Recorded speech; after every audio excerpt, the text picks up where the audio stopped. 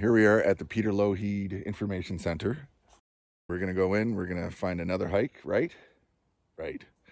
And see what the day brings us.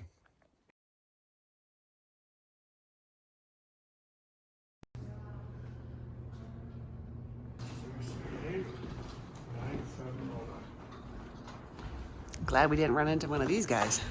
No doubt. Imagine one of those coming through the bush at you while you're taking pictures of larches.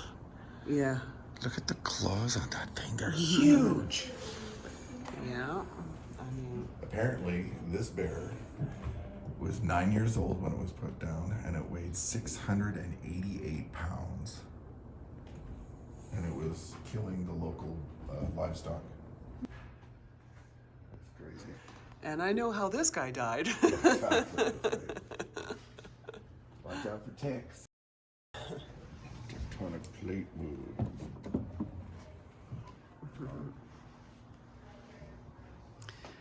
Not too busy in here right now. No, not today.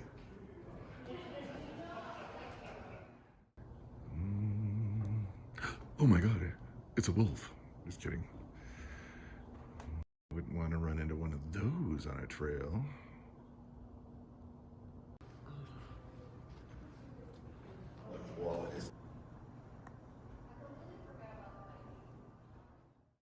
All right, here we are at Upper Kananaskis. What time is it? 10 o'clock. 10 o'clock, and we're on our way. We're gonna go up to Rawson Lake, and we are going to attempt to go up to Sarrail Ridge if the conditions are good. Let's go. We're just trekking along here. The weather is perfect. Nice and cool. It's 10 a.m. Some sun and beautiful views. We just started our second hike for the day. I think this will be our last hike. I don't think we'll be wanting to hike after this one. No hike free.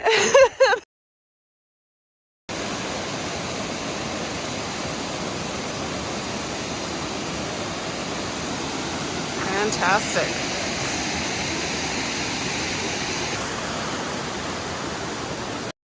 All up from here. So we get to the lake. All right, walking on the boardwalk.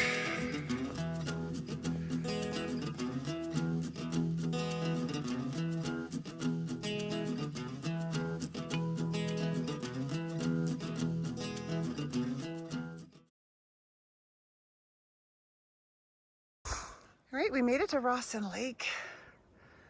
It's calm today. Not windy, it's very nice. There's Sarrail Ridge.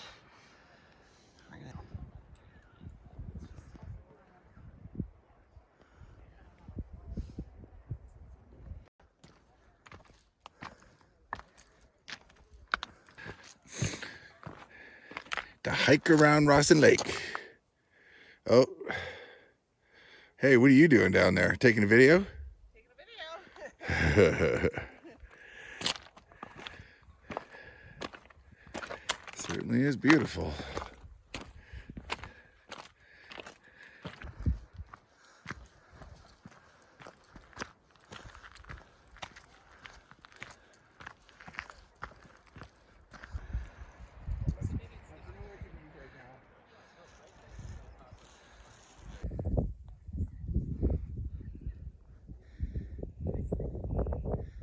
There. No, it doesn't.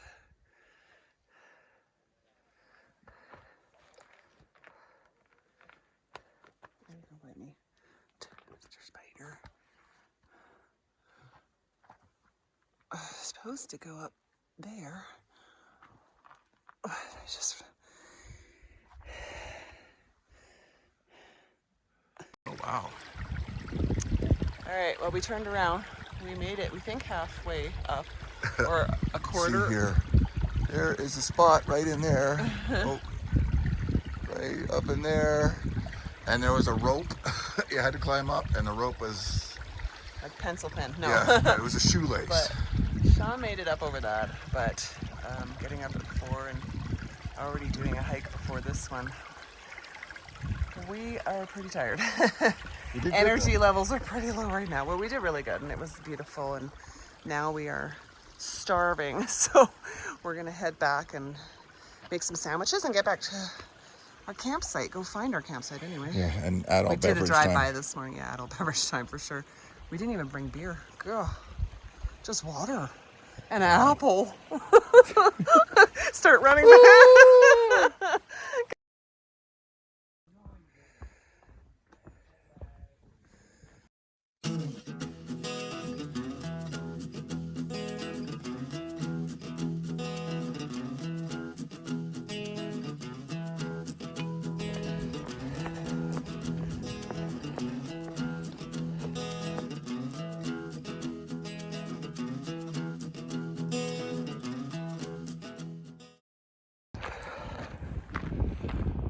Okay, so I don't know how far that was, but that was really far.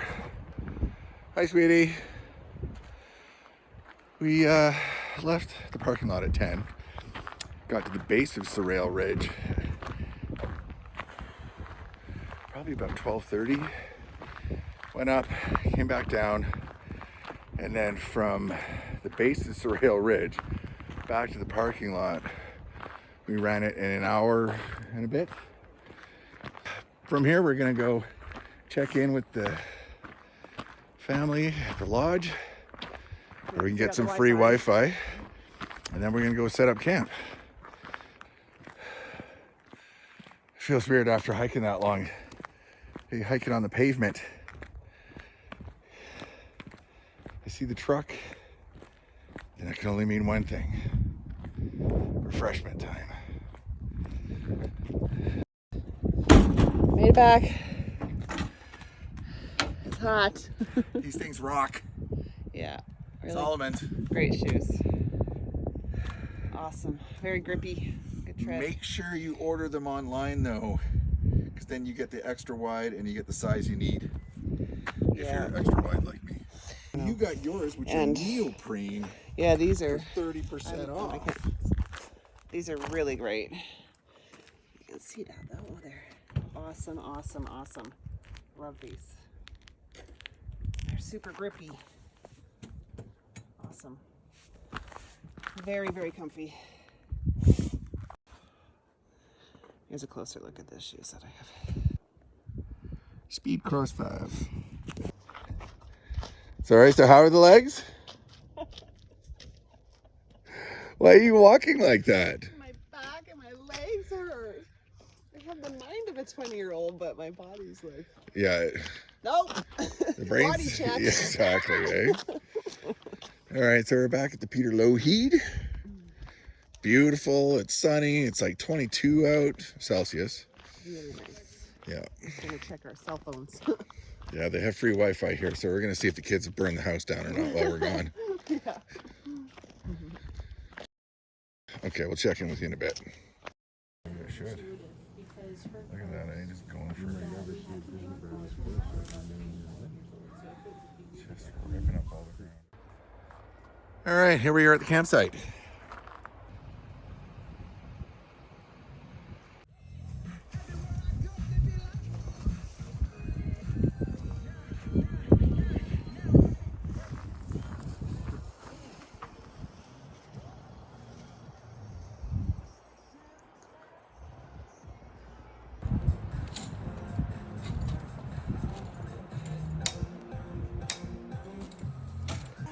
Quick and easy lunch.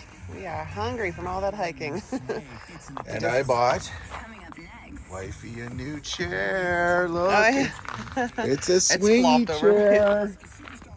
chair. Yes. Last chance liquidation. Yeah, we just happened to find one at Last Chance Liquidation in Calgary, and it's the hammock chair. And we had been looking for one for quite a while when after we saw you somebody later. else on YouTube had one, and we came across it. It was $28, so very happy about that. Not so hot for sitting around the fire, but that's why we brought you the other chair. Yeah, But but for sitting in the sun, it's very comfy, very nice. Unfortunately, they didn't have a second one, so It's mine. No. It's hers. He gets the director chair. That one's really comfy too. We're very happy with that one from Princess Auto. That was a good deal too, and it's really comfy. Of course, we got the cushions on it because, well, Way cheaper than it's just Costco. comfier. Yep. Good job, baby. Thank you. Yeah, that didn't take long. We're doing good. And you got the kitchen over there. The lights we can see. And now we're gonna have some tuna croissants with some banana peppers. Yeah. And some Jarlsberg. Yeah, Jarlsberg. And there's just celery and green onion and some pepper in there. And it's fast and easy. Our first real meal of the day. Yeah. We had Tim Hortons this morning, but it's not as good. Not count after the No. hikes we've done. We got wood. Not that I'm against $1 million wood, but I prefer to bring my own when I can. And her chair came actually in this bag. Now the wood bag. So I wanted to see how much wood I could fit in here.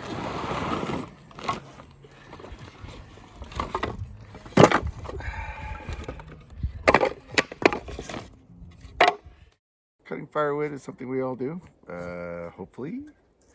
But we can always be better at it, more proficient, and part of that is having the right tools. Now, over my years of camping, I have bought some pretty shitty tools. So I'm going to start with what I think is one of the worst, and we're going to work up to the best. This axe you can find at any store that sells camping equipment. Nothing bad about it, other than the fact that it feels like you're playing with something for Fisher Price. It's got a screwdriver tip. Yeah, there's no weight to it. There's no balance to it. If you're cutting into a piece of wood and it's too tough and you want to hit the back of it, I mean, look at that. That's just, yeah, I'm just gonna get rid of that one. Next one that I also bought, this is a SOG. It's a tomahawk. Looks pretty cool, doesn't it? Again, for cutting firewood, this tiny little end here, they've taken a couple holes out to make it lighter. Not quite sure why. And yeah, I'm not even gonna go over what that's for. Again, not for firewood, not for camping, really not for anything. So now we're gonna get to something slightly better. It's a Gerber. I bought this many years ago. Used to have a little knife that went and then it would magnetically hold in there. At least it was decent. It has some heft to it. You can probably split something if you took a running leap at it. Has a flat side so that when you're putting your tent pegs down, you can actually give it a good crank. And if you're splitting a larger piece of wood, you can actually get some serious swings in it. Again, the fact that the handle is so short pretty much makes it useless, in my opinion. Now we're going to move on to something that I actually do like. This was one of my first ones that I liked a lot. It's the Cricket. It has a decent handle length. It's got a decent shape. It's a tomahawk style again. But if you see right there, it actually has a hammer end, which is great for stakes.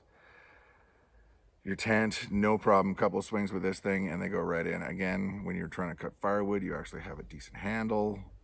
You get some momentum going and it will split the wood. Like everything else, if you have a large piece of wood, you can actually hit the end of it. Does a great job. The only thing is I find that the tomahawk style, the heads tend to slide down the handle, so you really gotta turn it upside down, give it a whack, make sure the handle's attached to the axe. And now my favorite, my new favorite. It's an older woodsman's axe. It's I found it at a thrift store. Works great. Has a really good weight to it. Has a nice thick blade to go through larger pieces of firewood. And again, if you run across something that's a little too hefty, you can give it a good whack. Works great for pounding in steaks. The one thing about axe heads is never use a tool on something that is more dense than the tool that you have in your hand. So if you're splitting wood, by all means, piece of wood on the back. But if you use something metal on the back of here, if it's more dense or it's an odd shape, you may end up with that odd shape pressed into the back of the axe head. And last but not least, the knife. Any knife will do, just make sure it's long enough, sharp enough, and heavy enough that if you want to actually split the wood, you give it a couple of whacks, and in it goes. That is a great way of splitting wood if you are more worried about how much weight you're carrying in a backpack trip.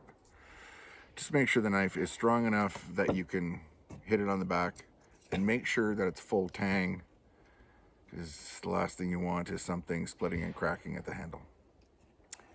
And that, in my humble opinion, is the kind of equipment that we all should carry.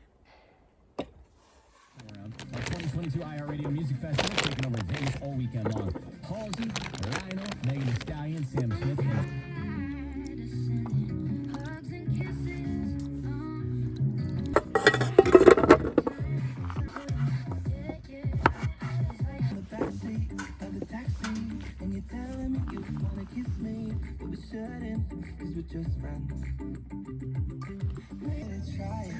And my carrot's in the dirt. We have water.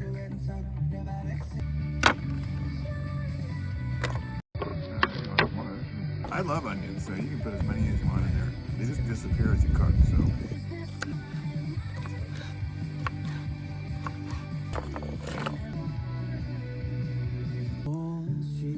looking back at the same time, lost in the cold.